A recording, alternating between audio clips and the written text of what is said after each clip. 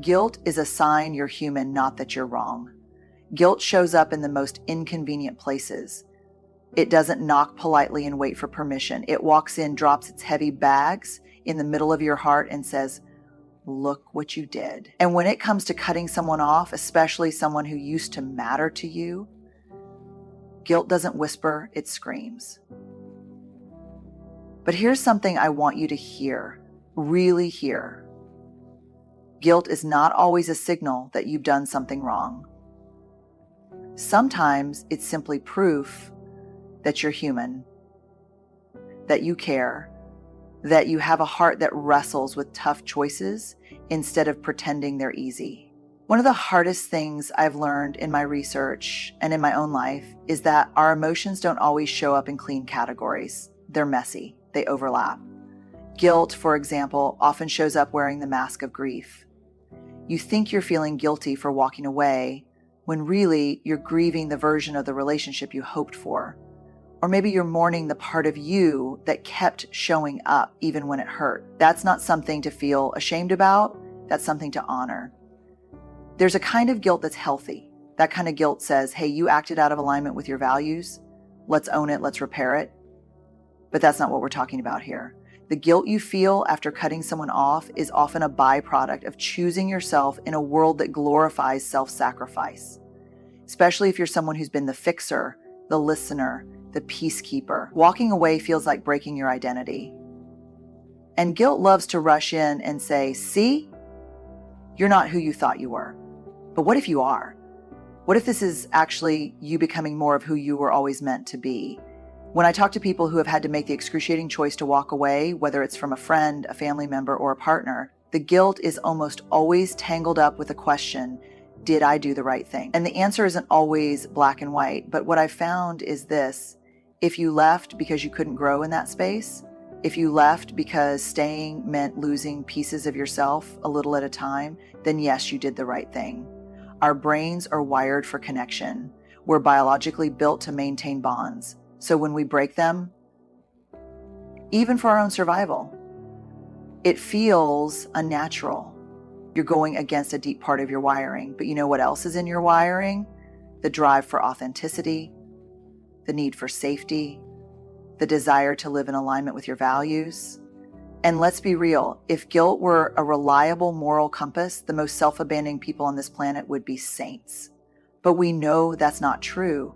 Guilt doesn't always mean we've done harm. Sometimes it means we've chosen not to keep being harmed. That's a huge distinction. I want to invite you to hold space for both the tenderness and the strength inside you. You're not heartless for protecting your peace. You're not selfish for saying enough. You're someone who felt the ache and made the hard call anyway. That's not a flaw, that's courage.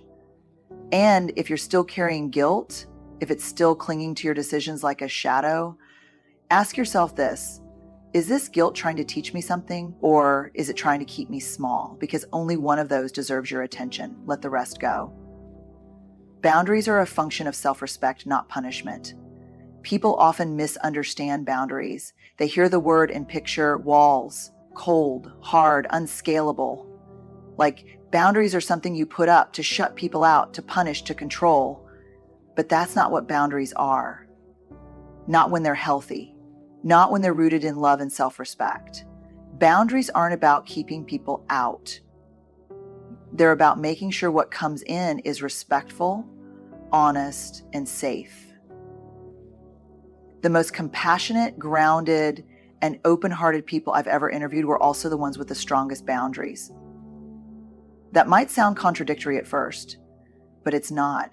Because when you're clear about what's okay and what's not okay with you, when you honor your own limits, you create space for authentic connection, not performative harmony.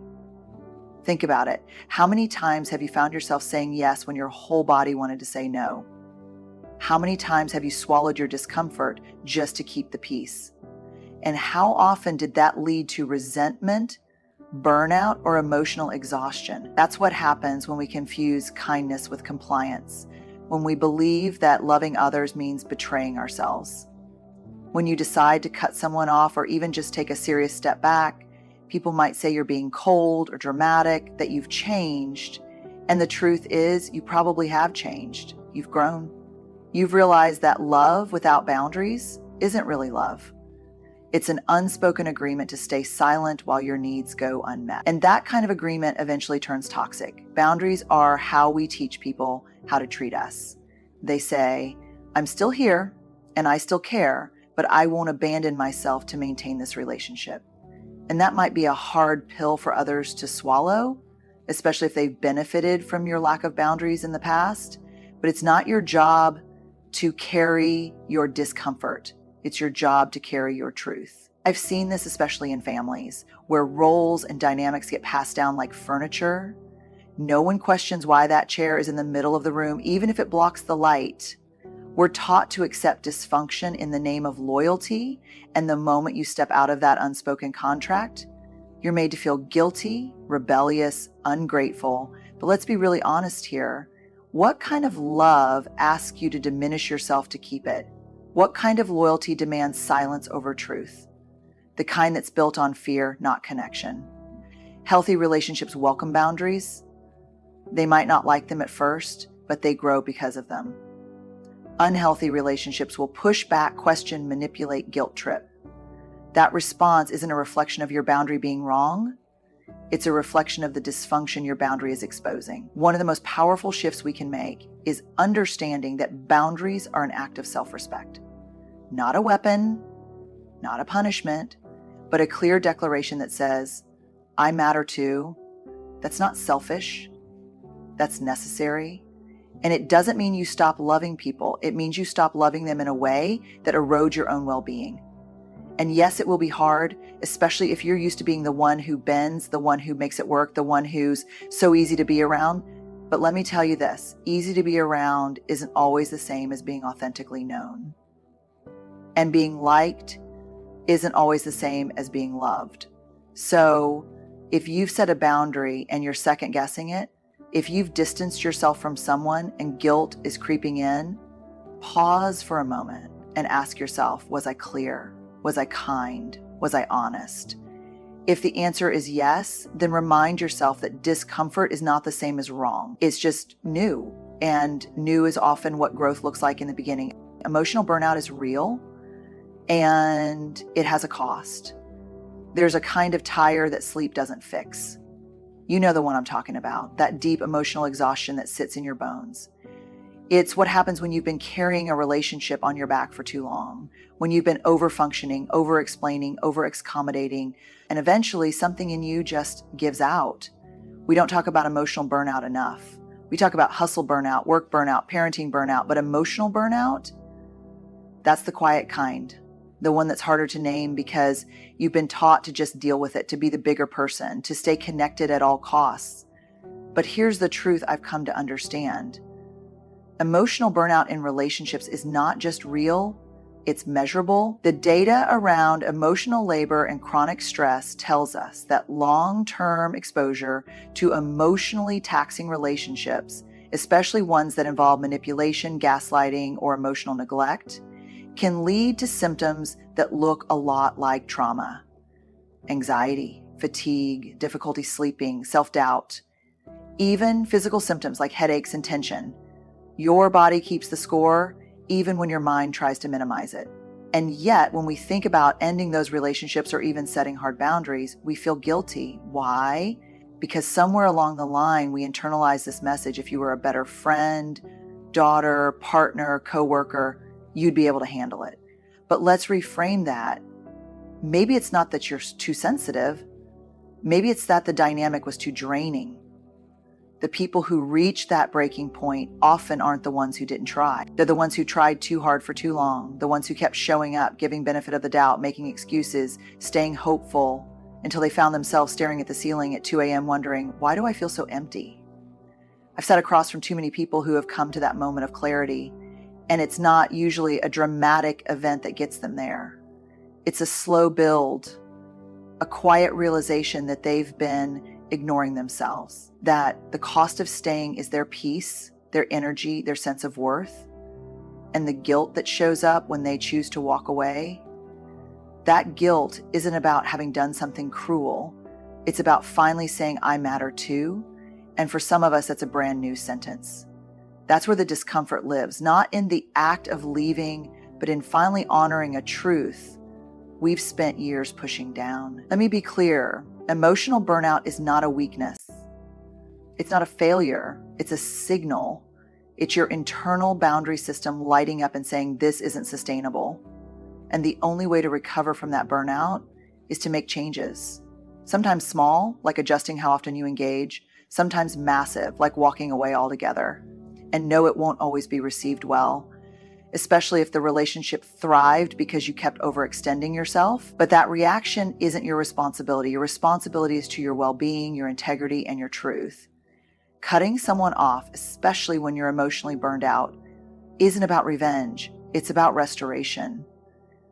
You're not creating distance to hurt them. You're creating distance because staying close is hurting you.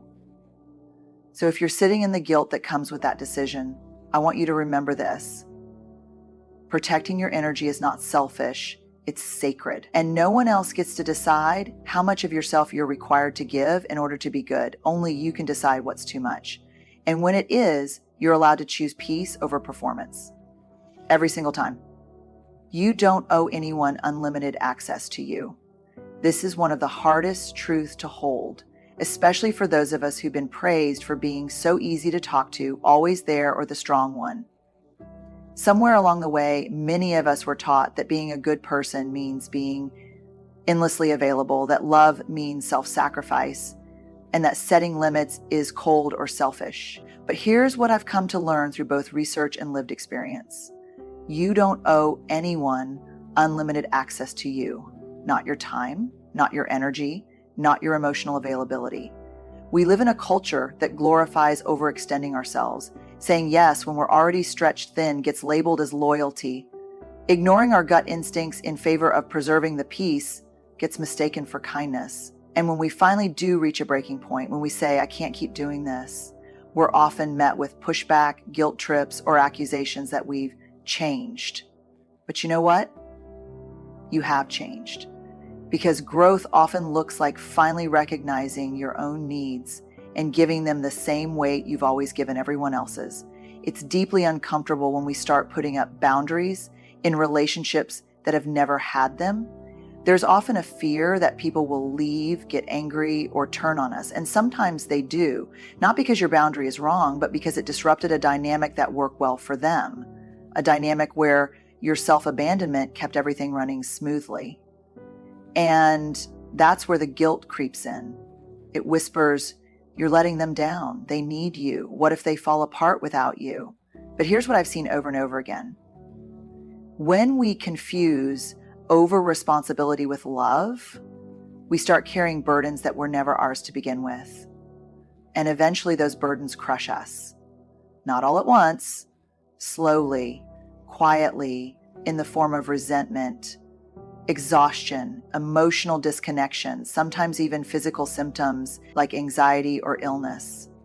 That's the cost of giving people more access to you than you can actually sustain. You're allowed to change the terms of your emotional availability. You're allowed to say this doesn't work for me anymore, even if you used to say yes. You're allowed to take space, go quiet, or even walk away entirely. Not as an act of cruelty, but as an act of clarity. And I want to be very clear about this. Clarity is kindness. It might not feel like it in the moment. It might sting. But being honest about your limits is far more respectful than continuing to show up halfway, presentful, drained, and disconnected.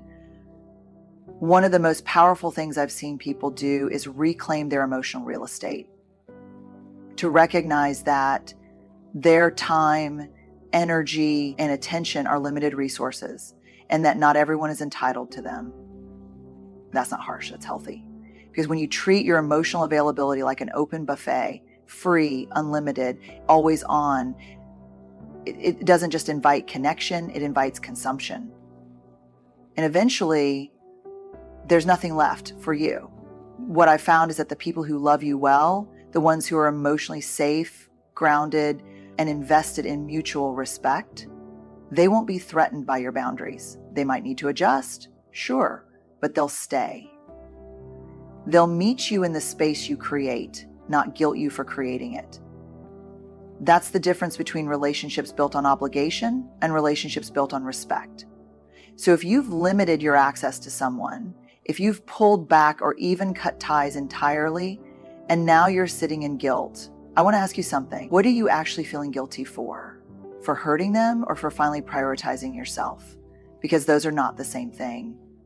And if your answer is the second one, then that's not guilt you need to carry. That's a sign that you're stepping into your worth. And worthiness doesn't require explanation or apology. Grief and guilt often travel together. But they're not the same thing. When we talk about cutting someone off, especially someone we once cared deeply about, it's easy to get tangled up in emotions. One of the most common things I hear is, I feel so guilty, but I know I had to do it. And what I've learned both through research and through real conversations with people who've been there is that a lot of what we label as guilt is actually grief. And those two emotions, while they feel similar in the body, tight chest, heavy stomach, racing mind, they are not the same. Guilt says, I did something wrong. Grief says, I lost something important. And those are two very different truths. Grief is part of the human experience. It's what shows up when something meaningful ends. Even if that thing was dysfunctional, even if it was hurting you, you can grieve the loss of a person and still know that the relationship wasn't healthy. You can miss what was good, the laughter, the history, the connection, while also accepting that the pain outweighed the joy. But most of us weren't taught to separate guilt from grief. We're taught to interpret pain as a sign we've done something wrong. So when we feel the ache of loss after cutting someone off, we assume it means we should go back, that we made a mistake, that we're selfish or cold-hearted. But feeling grief doesn't mean the decision was wrong. It just means it mattered. And that's such an important distinction. You can love someone and still choose yourself. You can miss someone and still know they're not meant to be in your life. You can carry memories with you and still walk away with your head held high. It's not black and white. Human relationships rarely are. They live in the gray. And in that gray space, there's often a lot of discomfort. But discomfort isn't danger. It's just an emotional signal that something significant has shifted, that your heart needs space to adjust to a new reality. And look, grief doesn't follow a linear path. Some days you'll feel strong and grounded. Other days, a song or a smell or a random memory will send you spiraling. That's normal. It doesn't mean you've backtracked. It doesn't mean you're weak. It means you're human. We don't give ourselves nearly enough permission to grieve people who are still alive, especially when it wasn't death, but choice that ended the connection. There's a unique kind of pain in choosing to let go of someone who could still call or text or walk back into your life at any moment, but knowing that allowing them back would cost you more than you're willing to give. That's a sacred grief, one that deserves compassion, not shame. So what do we do with the guilt that's actually grief in disguise? We honor it. We name it. We sit with it and say, I'm allowed to feel this. I'm allowed to mourn the end of something, even if I was the one who ended it. That's not weakness. That's wisdom. That's emotional maturity. And yes, there may still be moments where you wonder if you could have done more, if you gave up too soon, if they've changed, if it would be easier just to go back. But here's what I want you to remember in those moments. You made the decision for a reason that was valid and real. And even if it hurts now, that doesn't make it wrong. It just makes it hard. And hard is something you can handle.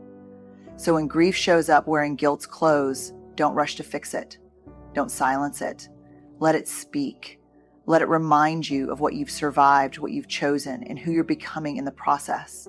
That version of you, the one who listens to their own needs, honors their worth, and makes hard choices in the name of healing, is someone worth trusting. And trust, more than anything, is how we come home to ourselves. Let's be honest. Cutting someone off, even when it's necessary, rarely feels clean. It's messy. It stirs up guilt, grief, self-doubt, and second-guessing. But what I hope you've heard today is that protecting your peace is not a betrayal. It's not a failure of compassion. It's a bold, brave act of self-respect. You are not here to be endlessly available. You are not here to keep proving your worth through your ability to tolerate pain. You are allowed to choose your well-being. You are allowed to outgrow relationships that can't meet you where you are. And you are absolutely allowed to set the standard for how you will be treated moving forward. This isn't about being hard or closed off. It's about being rooted, grounded, clear. And yes, that clarity might make some people uncomfortable, but don't mistake their discomfort for your wrongdoing.